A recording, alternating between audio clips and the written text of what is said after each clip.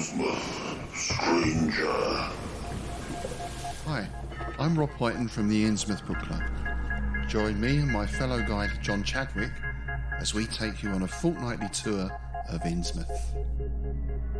We visit places such as the Picture House, the Library and Innsmouth Museum to discuss all aspects of weird fiction, whether it be book, film, music, TV or art. As well as that, we stop over at the Gilman House to have a chat with a resident guest. That includes authors, artists, musicians, in fact Lovecraftian creatives of all types. You can find our free shows on Patreon, and there you can also sign up as a patron, which brings you bonus content, plus a monthly PDF copy of Innsmouth News, which features articles, author spotlights, all the latest news and reviews, and more. You can find us at patreon.com/InnsmouthBC. We hope to see you soon, because remember, Innsmouth isn't just a place, it's a state of mind. This episode is brought to you by California Tea House. California Tea House is a family-owned tea store where you can find some of the world's best loose-leaf tea and organic herbal tea blends. Like a fine wine, there is no comparison between fine loose leaf and common broken leaf tea bags. So check them out. Check them out. They have quite a bit of pretty awesome tea collections. I'm a huge fan of their white teas. They have a tea club that you can join, but they've got green tea, black tea, white tea, oolong, that Robios and herbal tea. They've also got teaware. So check out California Tea House in the show notes. Hey everyone, it's me, DB. New sponsor on the show, Glarry. Glarry offers a great price and better quality goods and services for music lovers. Are you looking for good prices, free shipping, 100% quality guarantee? Glarry's got you covered. Guitars, bass guitars, mandolins. They've got saxophones, trumpets, drums. They've got guitar cases, amplifiers, all the stuff that you need without having to break the bank. Inexpensive doesn't have to mean cheap. Check out the show notes to find more about Glarry. 20-watt amplifiers for under $50. Hard cases for your electric guitar for under $80. Guitars themselves for under $90. Come on, folks, check out the show notes. Get a Glarry.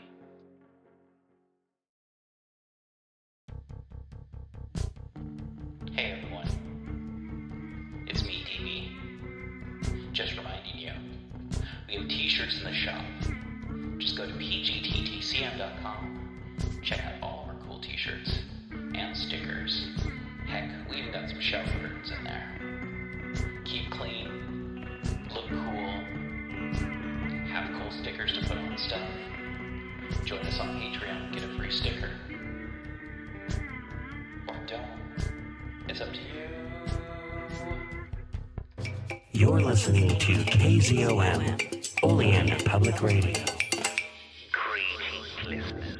It is I, TV Spitzer and Farmer Dave, here once again to talk to you about the Cthulhu mythos, its books, its monsters, its unfortunate human casualties, its timeline in general, and even its tangential bits, like the dreamlands or things of a weird nature that are Lovecraftian leaning. Once more we head into those dark woods, further feeling those malevolent forces upon us.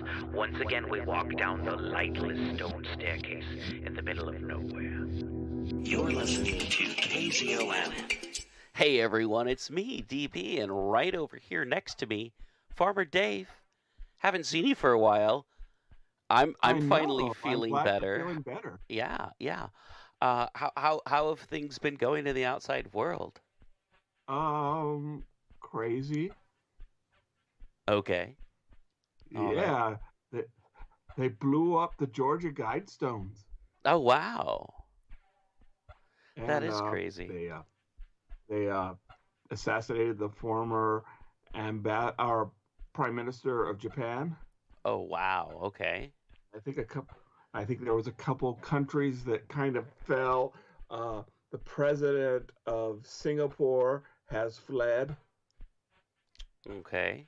Don't go away. Don't go away again. All these weird things happen when you get sick. Yeah. Yeah. All right. Well, okay, I'm back. I'm back. Good. Good. And getting normal. yeah, There's- today I guess we're talking about some city without a name and some city that just isn't there anymore. Well, it's a I mean, little I bit don't know more if complicated. either city's there anymore, but It's a little bit more complicated than that. a little But bit more. first, I am so glad that you're getting better because you know what's coming up in a week? What's that? Na na na na na na na na na na na na na. Bat Squatch Festival. Oh yeah, I should get a suit Yeah. pressed for that or something. You should, or like fake wings. Oh yeah, definitely, definitely. So yeah, are we gonna be at Bat Squatch, Dave? Oh, of course we will be at Bat Squatch. Cool. Okay, oops, you probably want to cut this part out because I forgot to tell you, unless you want to cut it in. Oh sure. Rose City Comic Con got back to me. Okay. So we are scheduled, but not for the date, for Cthulhu Comics. Okay. Cool. And Cool. the other two are, they got so many people that the other two are basically if somebody cancels. All right, we are on a backup list. Everyone, Yes. you heard that? So But okay. we are definitely going to be doing Rose City Comic Con Cthulhu Comics. All right. Okay. Cool. Well, that's what we have right now for Con Connection, and so Con! Connection. Speaking of which, while you were gone, Yeah. James Caan died. Oh. Okay. A lot of stuff has happened in the last 2 weeks. Wow. Yeah. All right. Well. Okay. So we've got this. We've got this continent of Mu we're talking about. Is it a city? Is it a continent? Is it just a landmass? So it's an island. Okay. And so I have, to me, Mu has always kind of been, sort of poor man's Lemuria, which is sort of poor man's Atlantis. Yeah. It was always, sort of the third of the three sunken islands, fourth if you want to count Thule or Thule. Now, I know a lot of people, maybe a handful of people, who really, really believed in Atlantis and Lemuria. Okay. But they had not heard of Mu. So I have a sort of an unusual sort of background, first experiencing with Mu. Yeah. My grandfather, I want to say he was a believer in pseudoscience and the paranormal, but he loved reading. He loved reading about it. And I remember when I was probably 13, so my memory is going to be, we're going back a couple decades. My memory might be a little faulty here. Okay. But my grandfather would leave in the bathroom all of these parapsychology books or, pseudoscience books that he would read when he was in the bathroom. Because this, of course, is pre, video phone or pre-smartphone. Yeah. And I remember this one book. And I couldn't tell you the title, but I'm pretty sure it is one of the James Churchward books. So James Churchward was an explorer, I kind of guess, but definitely a parapsychologist. And he claimed to have gotten access in either India or Mexico. I don't know really. I haven't really followed it up like my grandfather did, obviously, to these ancient scriptures or ancient writings of the Muian people. I guess that's what you call them, the Muians. Sure. And I remember reading, and there was a part that was this huge, giant footnote. And so it caught my eye when I was just thumbing through it. And it basically described that the Mayans had slaves. And they would send the slaves out. And by how powerful the slave's master was, or they would depend on the color of their clothing.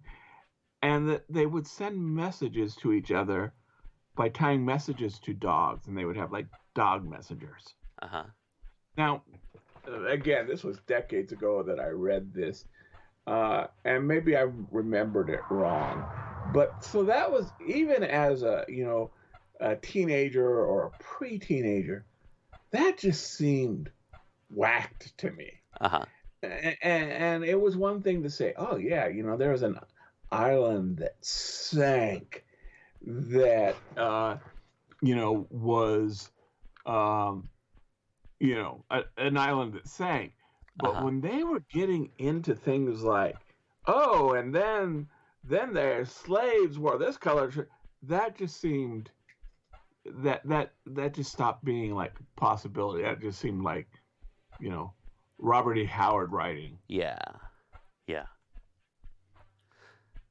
Yeah, especially since what I know of what like archaeologically is known as Mu is an island, or what used to be an island that is a volcano eruption or a volcanic eruption, if I'm not mistaken. I don't know if you have that in your notes or anything, but it's like the National Geographic. I remember a bunch as like my late childhood, early teens, with a lot of like images of people jumping over bowls. Okay, so that is the Minoans. Oh, okay. That's the Minoans, and what that probably is, what you're probably thinking is Santeria. Okay. Which was an island in the Mediterranean that was destroyed by a volcano. All right. Did you see the second Lara Croft movie? I didn't see the first or the second. They're actually decent movies. I did see Joe versus the volcano, though. Well, what they say, there's a scene where there's this sort of broken up island where they're having a wedding with all these people in it, and there's an earthquake. That's Santeria. Okay. All right. Well, everyone out there who did see Rune Hunter 2, Tomb Raider Yeah. Tomb Raider 2, Tomb Raider 2, Too Many Tombs. Tomb. Yes. Okay. But so that is, more likely, and I've gotten into, I shouldn't say debates, but I've gotten into debates with people. I honestly think that Atlantis was probably based on the Minoans after this island in the Mediterranean had this volcano. It caused tidal waves. Sure. I buy that, as opposed to this city that sank. Now, we get kind of into some interesting things with both Atlantis, Lemuria, and Mu. So Atlantis is going to be popularized, first of all, I think it was Plato, or was it Plato or Aristotle, that now I'm diverging to Sunken Islands, who wrote about it. And I've always seen this Plato. as, I think it was Plato. Yeah. Not Play-Doh, Plato. Yeah, no, if I'm to remember my Indiana Jones video games properly, they said it was Plato. Okay. And I've always thought that it was a morality tale. I don't think it was ever meant to be taken seriously, but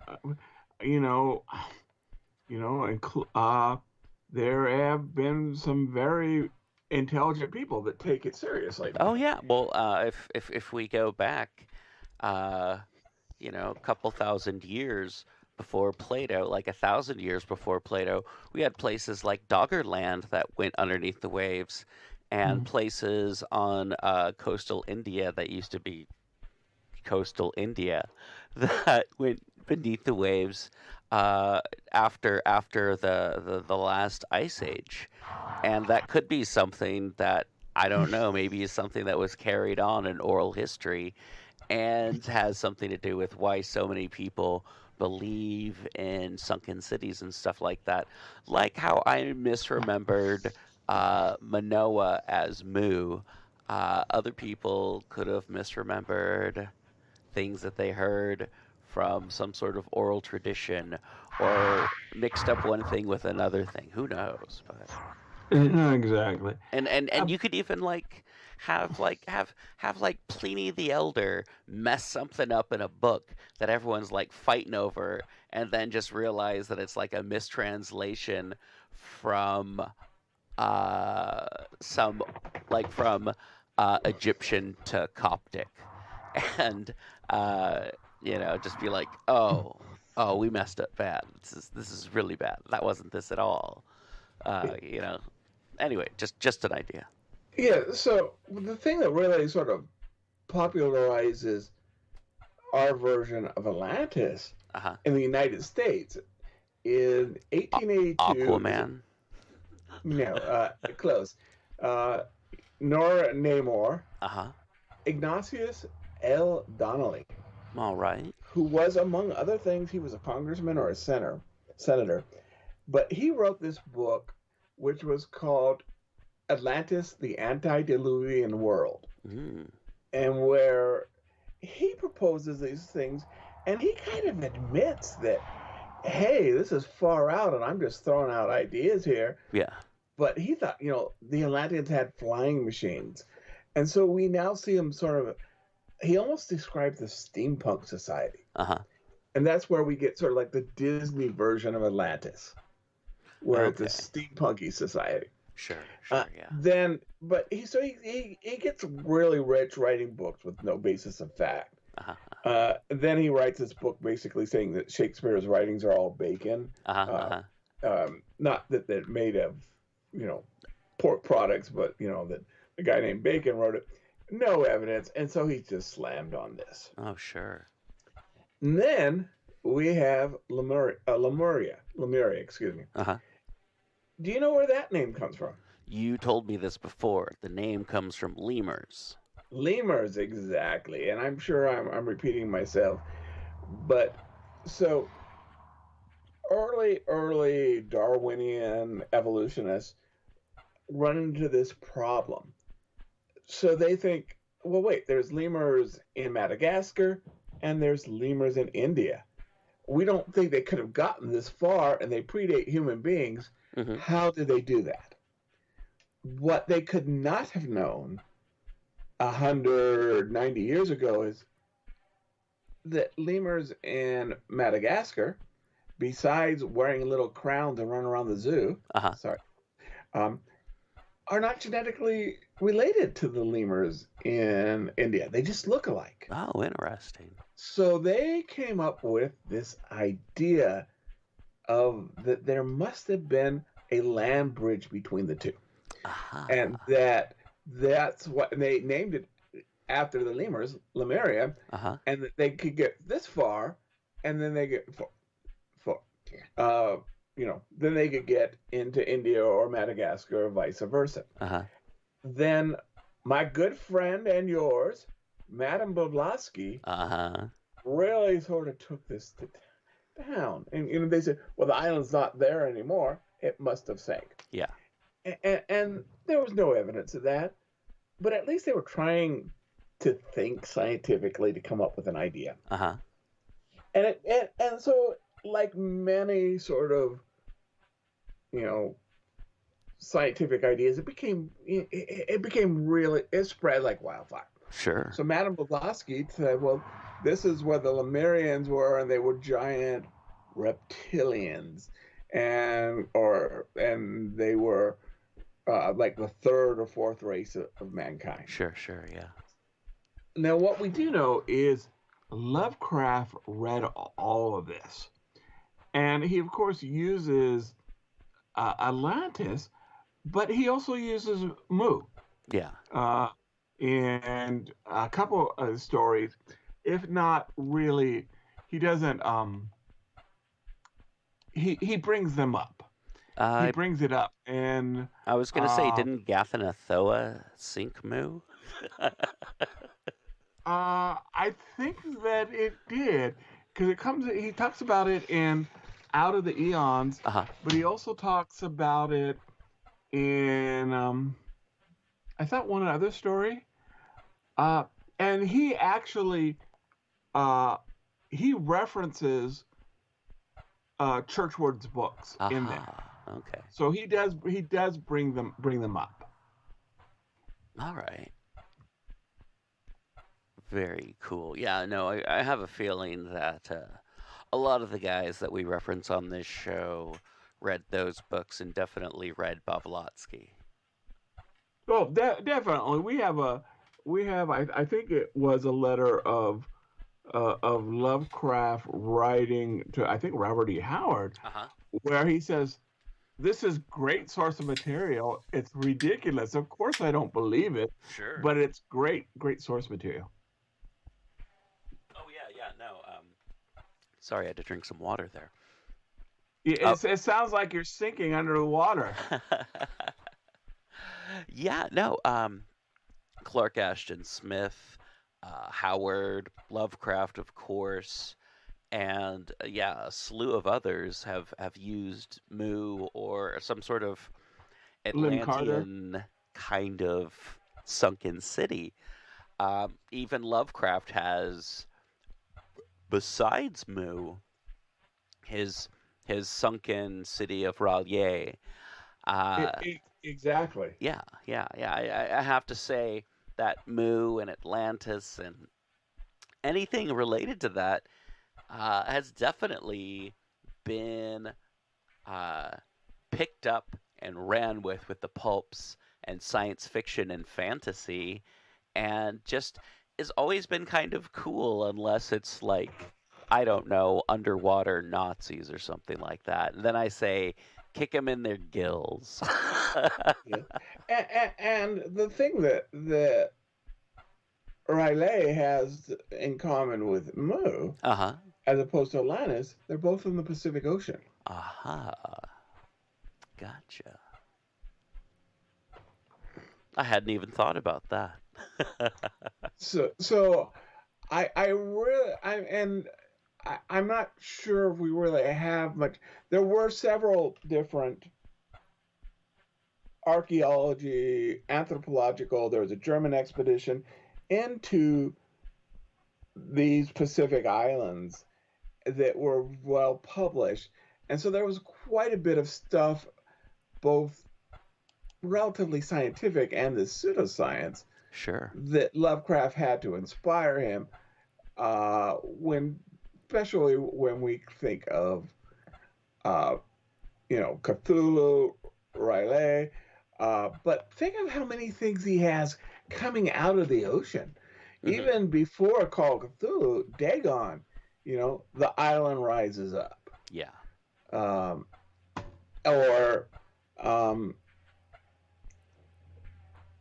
the one of the German submarine. I'm sorry. Oh, the temple. The temple, yes. It's this Atlantis-like city found under the ocean. Lovecraft was definitely, I think, influenced by, obviously, Blavatsky, but Churchward. I would be really surprised if he did not know of or aware of Donnelly, because Atlantis, an antediluvian world, was a huge bestseller. I was gonna say there was a ton of that stuff, like how 1895 was popular for the year yellow. There was a period of time in Lovecraft and Howard and Carter's life where Atlantean and sunken cities was like the next big thing after Egyptology. Like after, it's like Egyptology and archaeology really kind of spurred this, like, whoa, if there's ancient cities here in the middle of nowhere, and we're finding stuff here, and we're finding like fossils over here for like the last 20 years, it's like, what else is where else? You know, it's like we've got these like stories about like underwater cities. What if there really was an Atlantis? Do we have any proof? What do these stones say? You know, it's I don't know. It's a very popular pulp theme, science fiction and fantasy theme, as I've said before, and it just kind of like weaves its way from like oral tradition and like has kind of like a horror element to it, because the fact that it's like this sunken city, who knows what's here, who knows what kind of machinations or biological entities exist within Atlantis. Like if you're doing a game, you could have Shoggoths in Atlantis. They're the things that made everything move for the Atlanteans, you know? They didn't get the story of the Elder Things. Or hell, maybe Atlantis was an Elder Thing colony that went into disrepair, and then, I don't know, maybe some Picts found it, or some other group that Howard or Carter would write about, and got it up and moving, and then it sank, and some of the ancestors went to France, and there you have the Anvers region.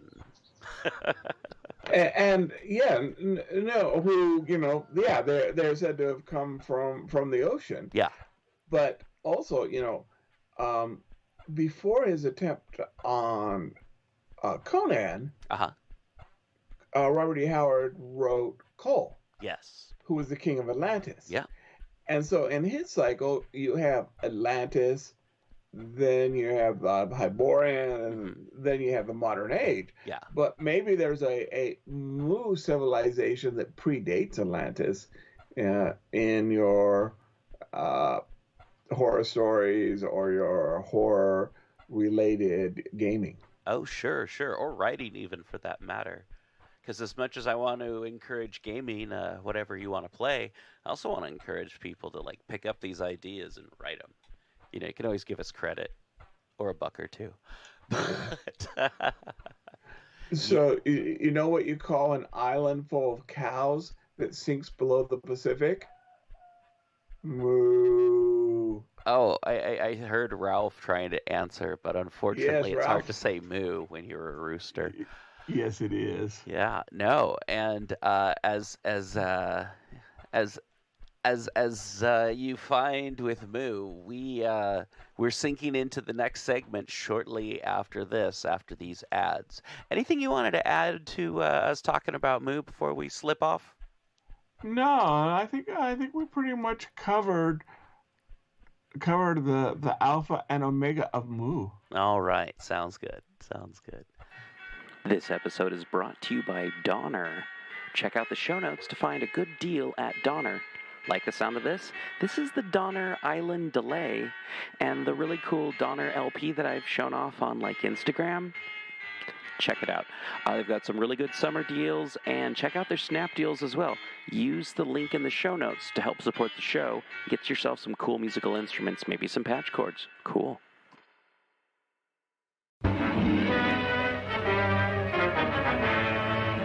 Prepare for a spine-tingling, nerve-shattering podcast featuring all your favorite monsters. You won't believe your ears when you listen to Monster Kid Radio.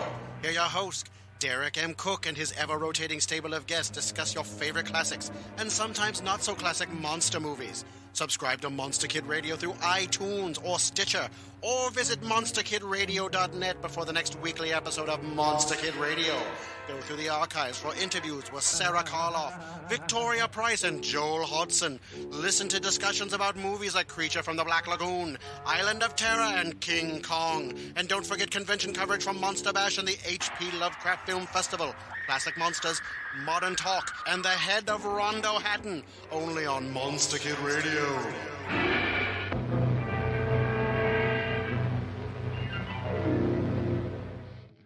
Thank you once again for listening to People's Guide to the Cthulhu Mythos. You can help show your support by going to the show notes and following any of the links that'll tell you how to support the show and how to support our guests. And thank you to all of our guests who you can find in the show notes. Rate, review, subscribe, and remember, patrons get priority access to asking us questions, suggesting topics, even, I don't know, submitting stuff. Actually, you don't have to be a patron to submit anything. That's how Dave got on the show, and that's how you can get on the show too. It's the people's guide to the Cthulhu mythos. Rate, review, subscribe, tell your friends. Thank you for listening. Back to the show.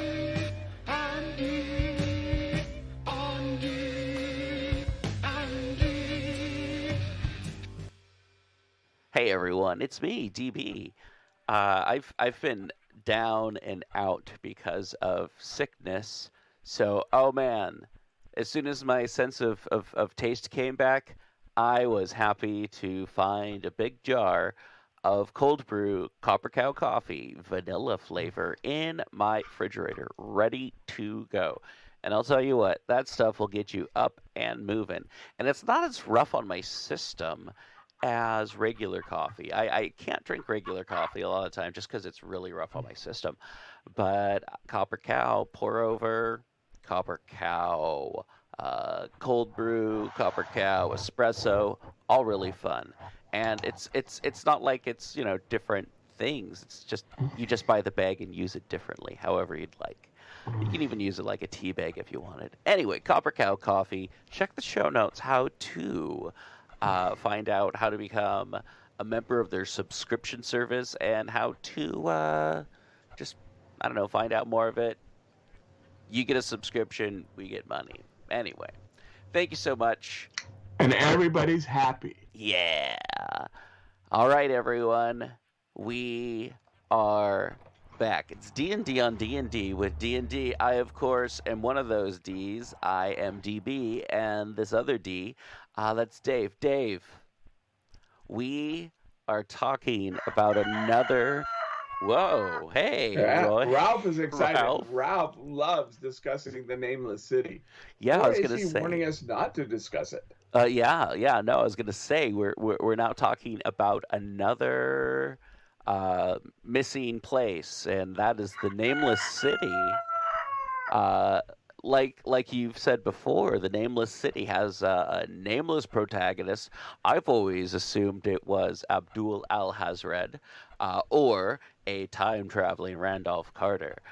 Yeah, and that's one of the beauties. We don't know exactly when it's set. Sure, yeah. What we do know about it, it's one of his earlier pieces, which was written 1921, or maybe a little earlier, but we think around January. Cool. He's going to actually be rather happy with this story. Yeah. Which Lovecraft was his perfectionist. He didn't like a lot of his own writing. And it was published in an amateur press called The Wolverine. Okay. Which, for the record, never published a Marvel Comics character story. Okay, good to know. Just in case you were wondering. I would make a joke. Ironically, they did publish a comic book, but it was about a Captain United States. Yes. It's a terrible joke. Anyway, so we're talking Nameless City. And so again, we talked a little bit about, and it's kind of ironic. So we talked about Mu and other places that sort of sank. Sure. This city sank in the ocean of sand. Yes. Yeah.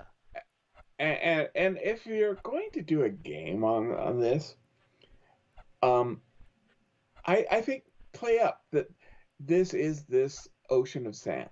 Oh yeah. I would put it maybe in some sort of like, have it like take place in a massive desert, but maybe you have like a canyon in the desert, and there's this city down below that's like, it's not sinking, but sand occasionally blows down into this canyon and is slowly filling it up with sand. Or you could have literally a city that is just sinking into the desert, slowly being just covered up by time. Which actually did happen. Oh, sure. Whether by war or famine or whatever, the cities were abandoned or they destroyed by winds.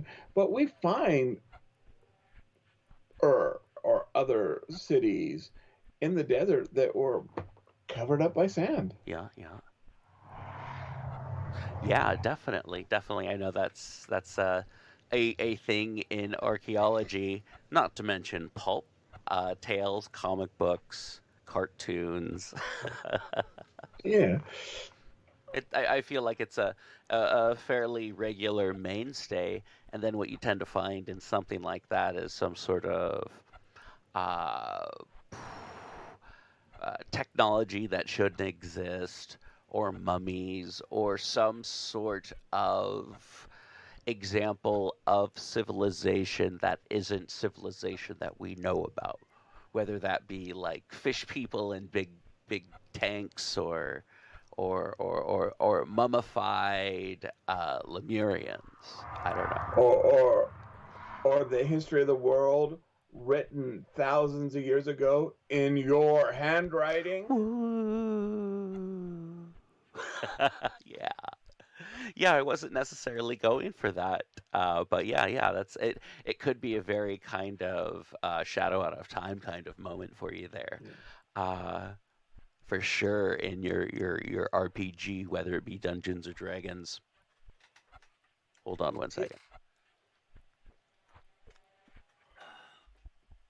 Whether it be Dungeons or Dragons, Call of Cthulhu, Shadowrun, Cyberpunk, GURPS, your multitude of GURPS. Yeah, and I definitely set where Irene, which is a city that's definitely, I think, the Nameless City was based on. Yeah. Where a dimension opened up during World War II, during the African campaign. And I think also interesting, and you had mentioned it, and I actually got some things ringing in my head, so I brought up some notes I'd had from old, and well as just double check some things in the text there. And there are reptilian monsters, but they're not really Robert E. Howard lizardmen creatures. Yeah, my thought is they could have been possibly the descendants or relatives to the lizard people who lived in Sarnath, or from the doom that came to Sarnath, like the amphibious reptilian people that occupied that space before humans were like, get out of here.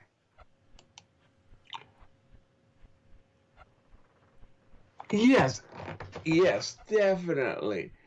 And the other thing I definitely, and I haven't read every single, Chaosium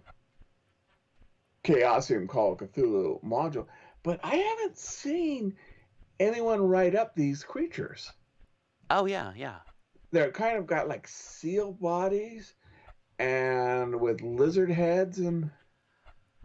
I don't know. I think I'm trying to think of anyone. I'm thinking about like Dreamlands or monstrous manuals of various names, or bestiaries, or whatever you want to call a source book for a Cthulhuoid style RPG. Yeah, it's not something that shows up, or if it does show up, it's drawn differently for some reason.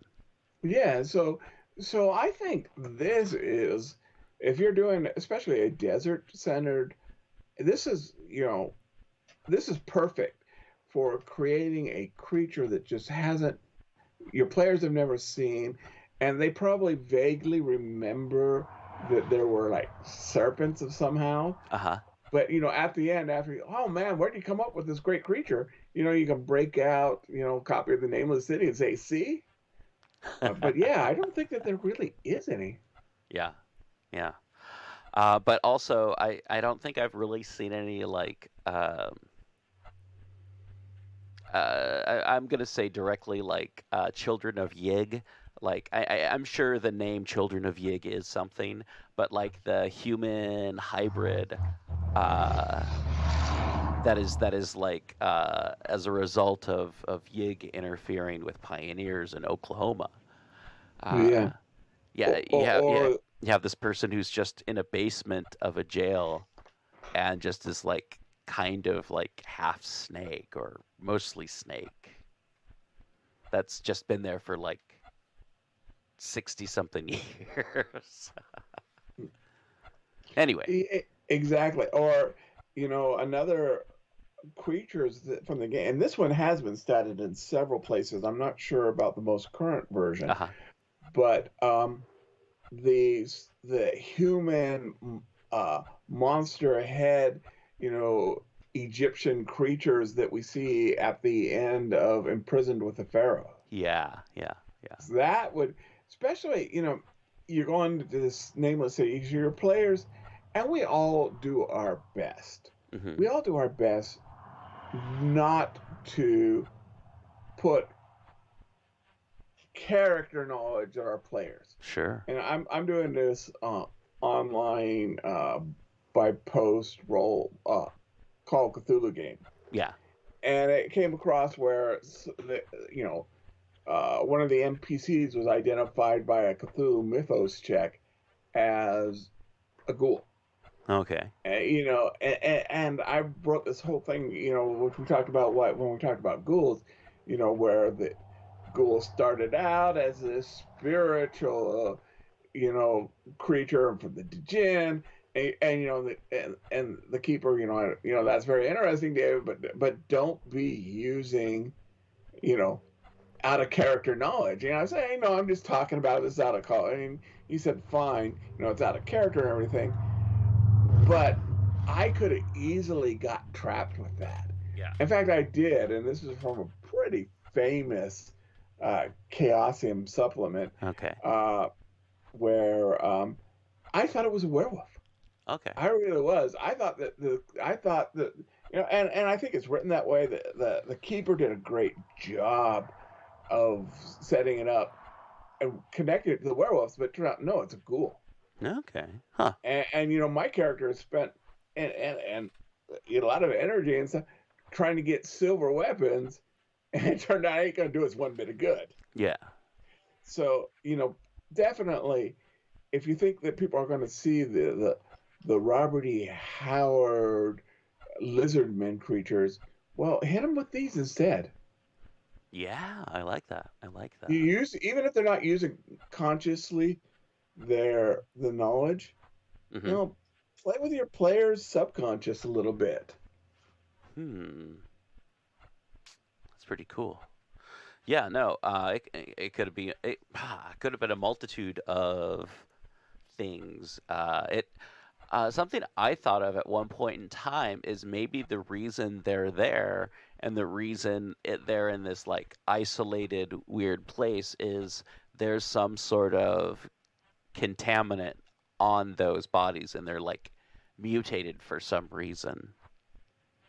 And then that's excellent. I mean, like for like a Delta Green campaign, you have a bunch of archaeologists in, let's say, modern day Iran, and that keeps showing up with like mutated limbs or their legs are fusing together in some weird way, trying to make them suitable for an aquatic environment, even though this is a whole area is desert now.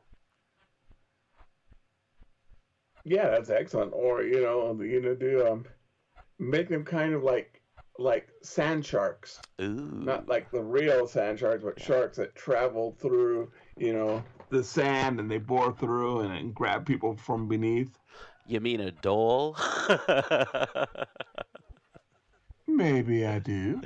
Or I was thinking, I don't know, what if you were to create some sort of like, and this is kind of dumb, but it's right up there with land sharks. What if you created a sand one, a desert dwelling deep ones that have like they're so totally, it's like a group of deep ones decided, you know what?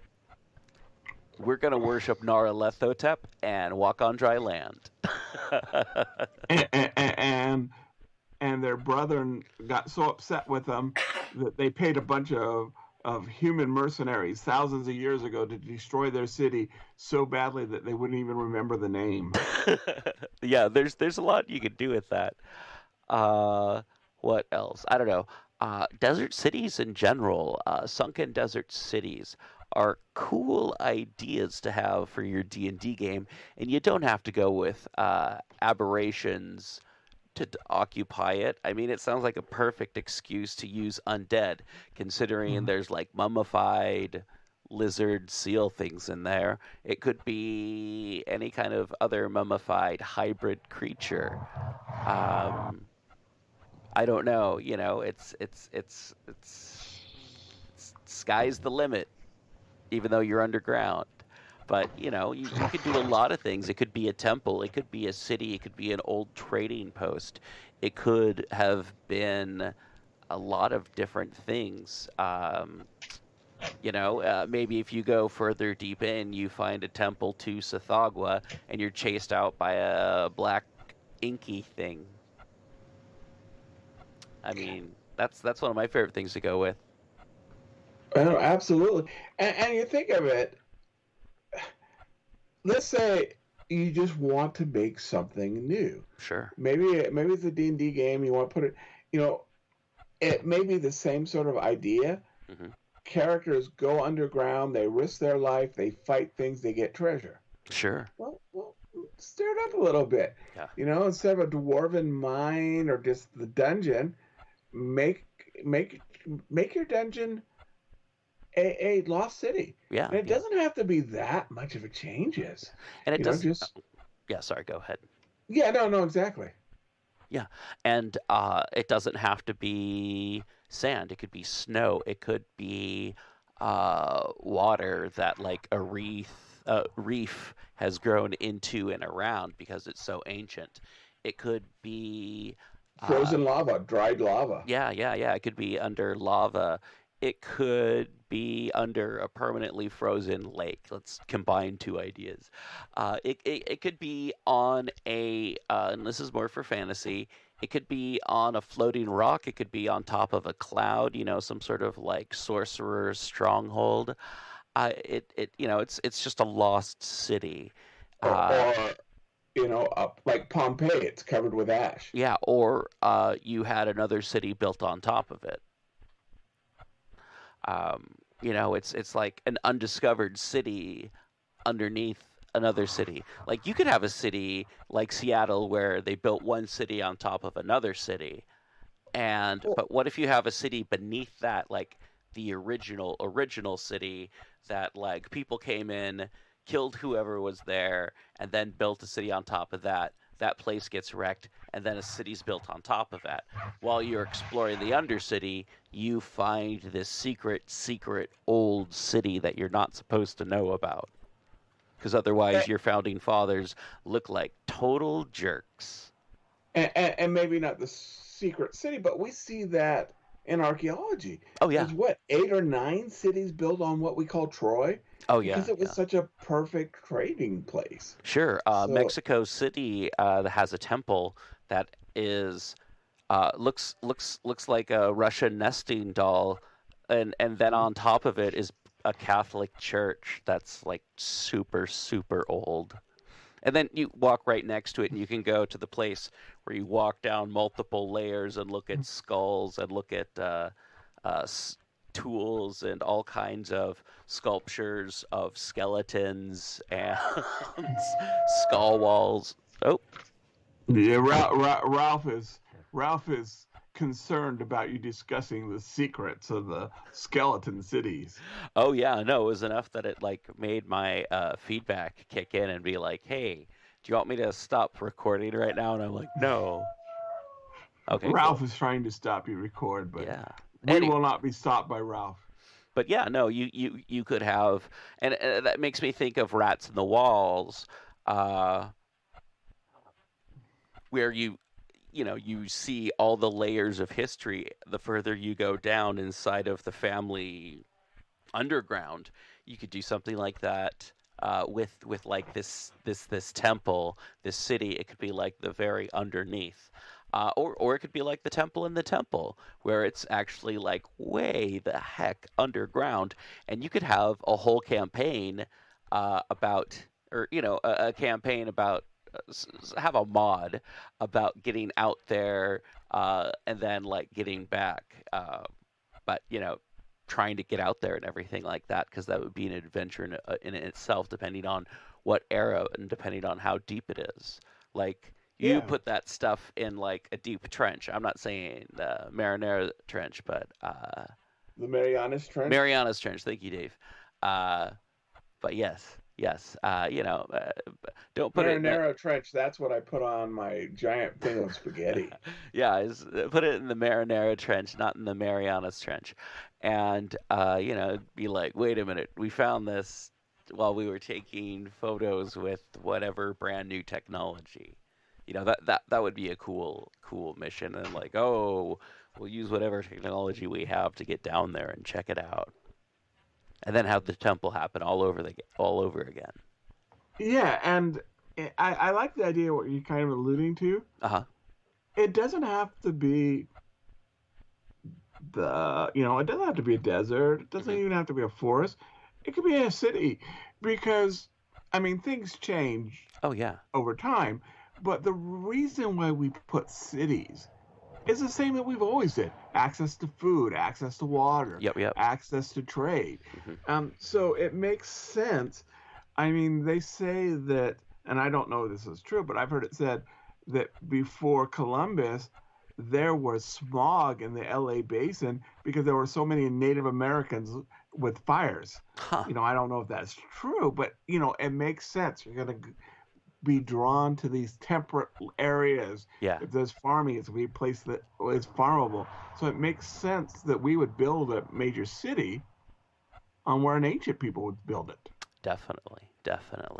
Yeah, no, and that's been kind of a thing for a very long time, that there have been we don't have to tell people this. People have seen, hopefully, any number of things, whether fictional or historical, of stuff built on top of stuff. And I think that is pretty cool when it comes to like Dungeons and Dragons,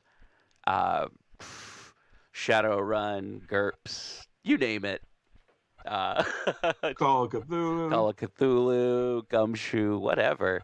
It's a cool, very kind of cinematic idea of like being able to like look up and see the layers of history, or descend into the blackness on a rope, and as you're going down you see like all the various parts of the building on top of each other that represent time and history, or the cinematic moment of your submarine coming into a water-filled area that's large enough for a submarine to park in a submerged city. That looked like it was maybe for submergible vehicles, because it lifts up into an airlock. What? Absolutely. Yeah. There's all kinds of cool stuff that you can do with a sunken city. So, Dave, we're getting pretty close to 6 o'clock here, and you've got a hard out. Anything you want to recommend you've been watching or doing these days? No, well, I've tried to talk to... there's a lot of good TV shows coming out here at this time in the summer. A lot of good things are hitting streaming. So maybe we'll try to get maybe a special on next week or so about stuff we're watching, especially if you got a chance to. I know when I was sick, I got a chance to catch up. Well, not really catch up, but watch shows. So, yeah. Well, maybe say that for another episode. All right. Sounds good. I just finished up with The Boys Season 3, like everyone else. not Indiana Jones, Obi-Wan Kenobi, and a couple other things. But yeah, just what everyone else has finished up watching this season. I still need to catch up with Moon Knight and Miss Marvel. But anyway, we'll talk about that some other time. Moon Knight will give you a lot of good Egyptian anthropology ideas for. Good to know. Good to know. Well, everyone, I think that's it. Unless there's anything else you want to chat about there, Dave. I think I am good, and I hope that everybody also, if you're going to be an Oleander, it's Bat Squatch Festival coming up. Oh, super excited.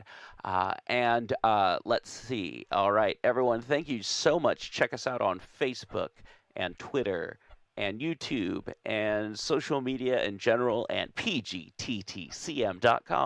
is the nexus point of everything we do. And we will talk to you next time when we're talking about something spooky and out of this world. We'll see you next time. Have a good one, everyone, and bye. Bye. Hey, everyone, it's me, DB. I've been down and out because of sickness. So, oh man, as soon as my sense of taste came back, I was happy to find a big jar of cold brew.